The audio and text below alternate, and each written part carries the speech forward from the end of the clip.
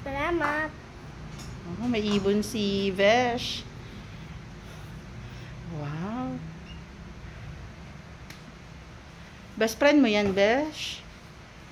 Wow. Napasok ba yung damit o na? Ha? Hindi pa, ma. Ha? Hindi pa. Hawakan. Kakatuwa, ma. Naihigalan ko eh.